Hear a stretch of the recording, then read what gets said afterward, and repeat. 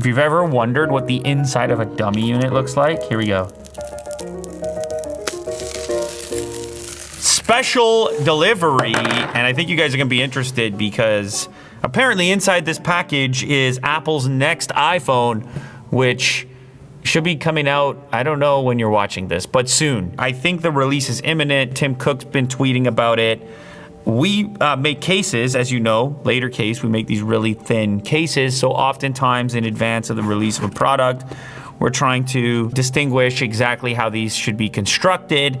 And so sometimes we have these dummy models that show up, which give us insight into the next generation of device and obviously aid in our ability to craft our cases. So I have a few things here to look at. Obviously the package itself with this demo model of the iPhone. Will it be called the SE?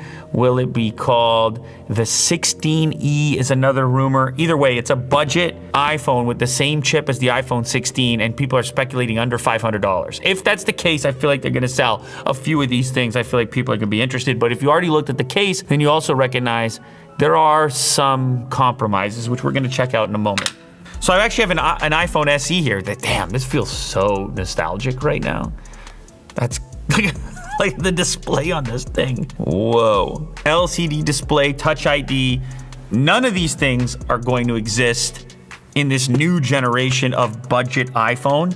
It's actually gonna look a lot more, well, let's look at what the mock-up looks like, but it's gonna look a lot more like an iPhone 14. You've got a notch. Even though you may have a single camera setup, you've got a much better camera, thinner bezels, a different design language. Let's just open the box. Why don't we just, hey Lou, open the box already. Listen, that's just the type of economy we're in right now, isn't it? People want to get a budget iPhone, don't they? They want to spend, the rumor is like $479 for a new iPhone, and maybe you don't need all this fancy cameras and camera control, and maybe you don't need a dynamic island. Ooh, this feels heavy. How many do they put in here?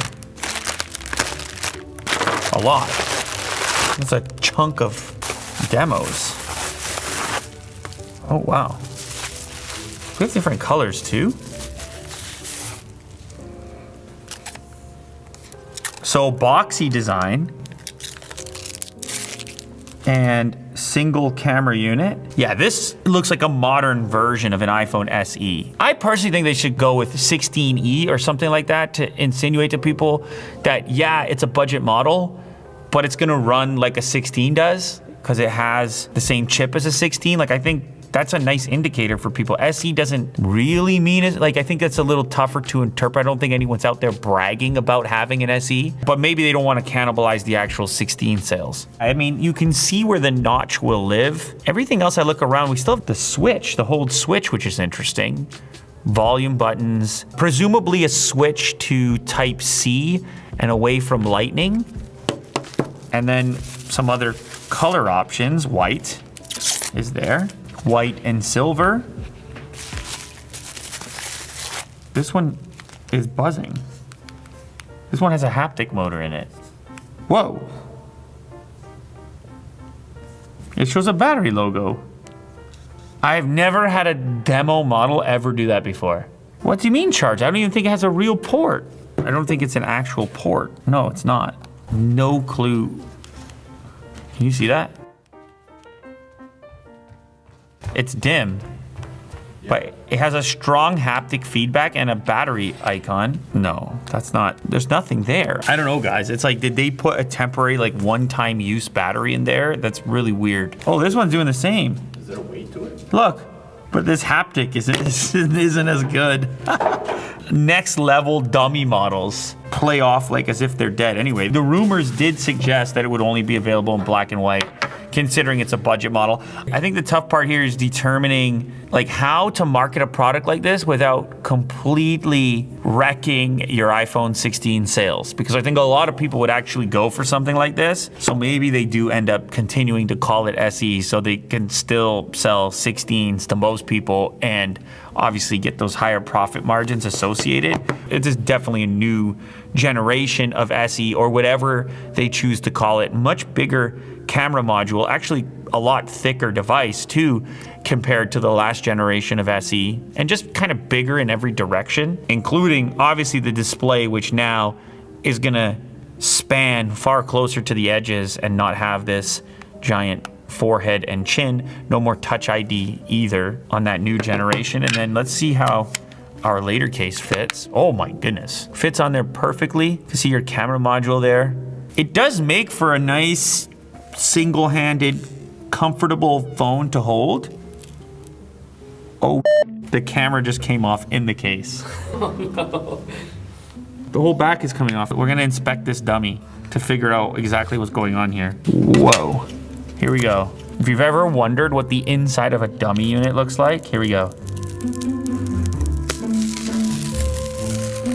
And now I've never seen one like this before that actually has, see the weight in the center is to give it a weight similar to if you had an actual battery, but it's just these watch batteries that are powering that haptic feedback that I'm getting. You can hear that?